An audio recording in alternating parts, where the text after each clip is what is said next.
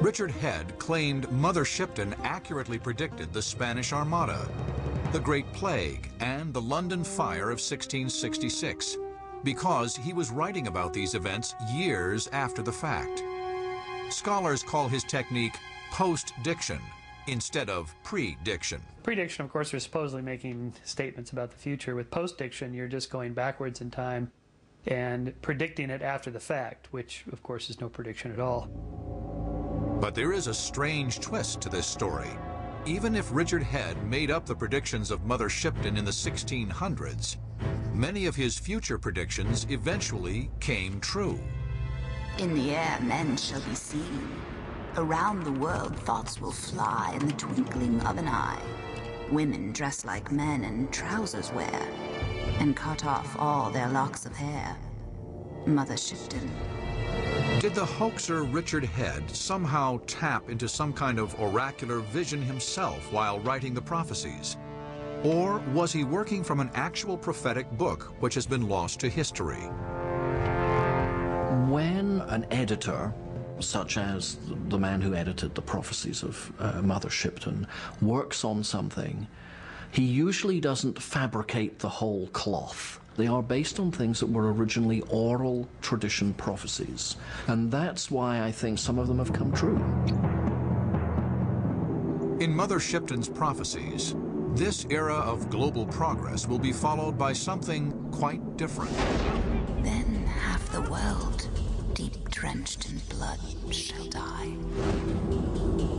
Were Mother Shipton and Merlin foreseeing the same doomsday as the Mayans and the I Ching? Some believe these prophecies are echoed in the most famous prophetic work of all time, the Bible.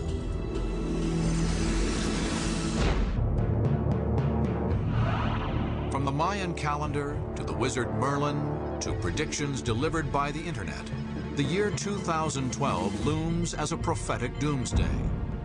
But the threat of apocalypse also comes from a more familiar source, the Bible. The Bible's track record for accurate prophecy is legendary. The prophet Jeremiah predicted that Jerusalem would be conquered by Babylon, and it was. Jesus predicted Jerusalem would be destroyed by the Romans, and it was. The book of Revelation predicts apocalyptic warfare in the distant future, and some say it is happening now.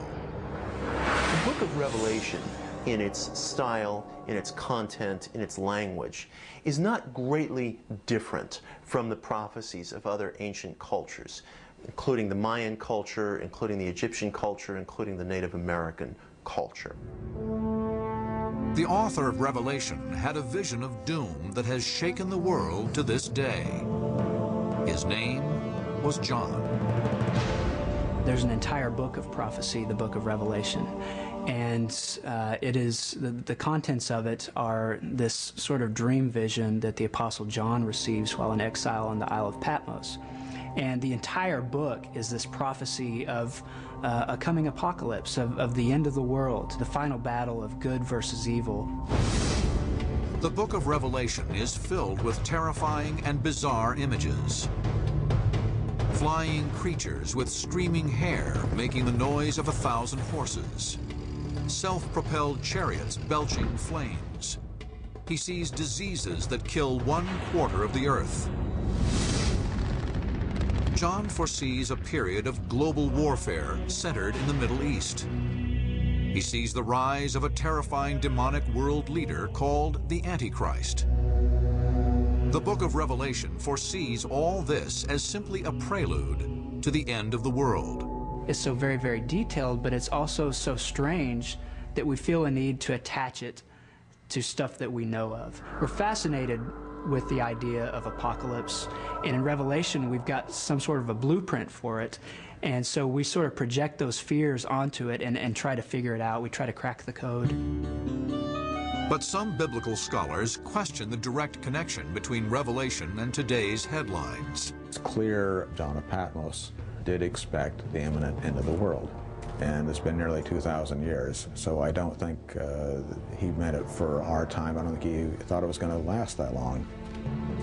Many biblical scholars today believe that the book of Revelation was a coded message, but the codes referred to John's own time.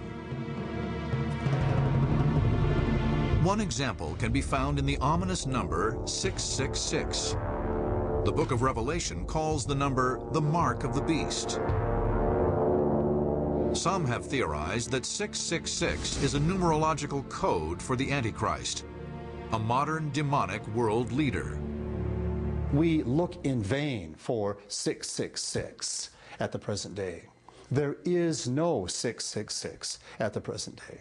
666 was an emperor who lived a long time ago. The number 666 may actually be a reference to the Greek name for the Emperor Nero.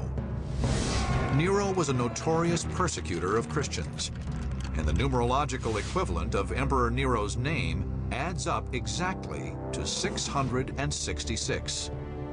The story that is told that has to do with the beast and with the mark of the beast and so on has to do not with our day, not with the future, but that story has to do with the Roman period, what is happening at that time, with the emperors at that time, with the bestiality of that time. But believers say that the descriptions in Revelation are disturbingly similar to doomsday prophecies of 2012. Armies the size of modern nation-states. Weapons unimaginable in ancient times. Deadly plagues only discovered recently.